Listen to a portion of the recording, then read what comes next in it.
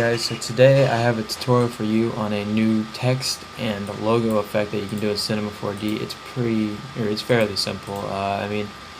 It doesn't take too long and it looks pretty clean if you do it right. So you're gonna go ahead here and open up your logo. Let's just do the phase logo. That's pretty easy. Alright, so you have your logo and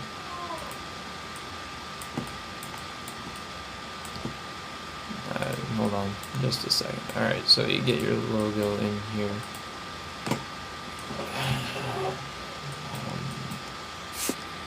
Alright, so you have your logo and you're just gonna shrink it down to however you want it, and then you're gonna add your extrude NURBS, and you can just set it up pretty much however you want it. I usually do 65, and then you put the caps fill the caps onto 1. And then you add your texture or whatever. But so then all you have to do really is you have extrude NURBS selected over here, and then you're gonna go to simulate, hair objects, add hair.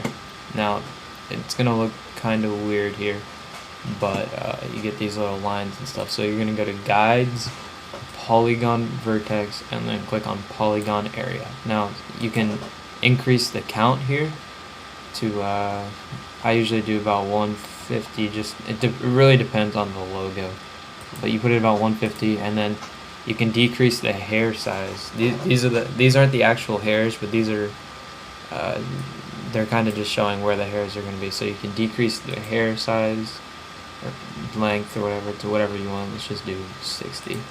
And then segments I put on around 10.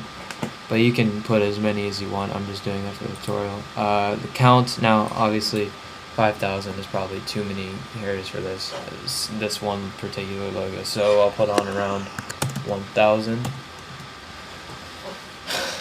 And then once you create your hair, you're gonna have this texture down here, but you're gonna want to end up changing to a reddish color, a dark red, and then light red.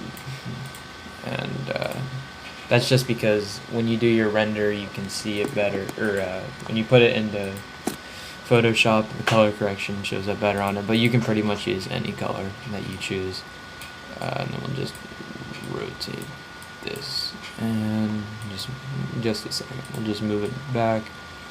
Alright, that looks good. Let's just render it out real quick, just so you can get an idea of what it looks like. Now you can already start to see that it's coming out, and it's there's like points and stuff on it. Now if you want that pointy look to it, I don't really care for how it looks. So now what you want to do is you're gonna click on the hair and then go up to simulate and then hair tools, and you're gonna click the brush tool, and you can pretty much just move it around and stuff. This will make it so that they're not just straight lines, and it makes it look better. But you can just kind of do these in random directions and stuff, unless of course you're trying to make it go all in one direction. But random directions kind of make it look better, I think.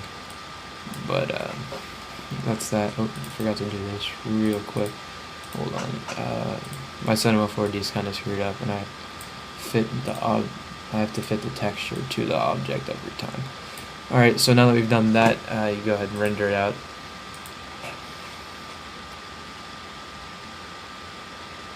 And you can see here that what's it called? You can already see the hairs and stuff. They look pretty good. I like how it's looking. Yeah, I guess that's good. I don't really like how this texture is looking, so I'll just take that off. We'll just render it out real quick.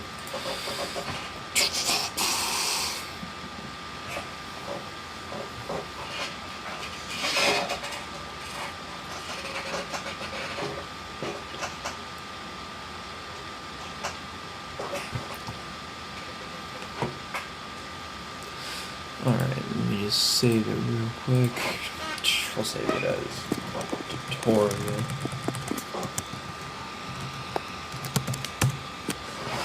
Alright, so this right here is my text setup. It's pretty basic. It's just a color correction. But I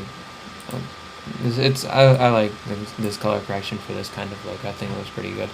Now, alright, so place your logo in there, and You know, you can use any color correction you want, but I like to use orange and red color corrections on this. So you can see that some of these hairs are really dark, whatever. But first off, we'll just set up the logo. We'll get a gradient overlay, and then we're just gonna, you kind of angle it to however your light is, and so that's about right. So we'll set it to overlay. Now, if you think that's too dark, you can use a color correct, or a what's it called? Like, no, we'll just use the default one, and we'll just kind of change the color right. No, I do like a dark gray to a little bit of a lighter gray. I think that looks pretty good. I drop shadow 0, 25, 25, and I usually do about 15. Alright, and that's pretty much all I do for that part of it. Now, you can still see that some of these hairs aren't really showing up very well, so you're going to create a new layer and create a clipping mask. So then you're going to take a white and you're going to brush over it, or just the hairs that you want to see at least.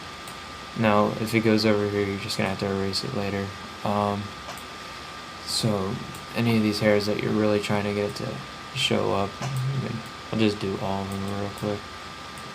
But yeah, alright, so then drop the opacity on that and set it to overlay.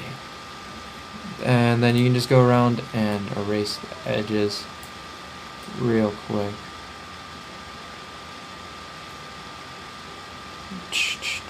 Hold on. Oh.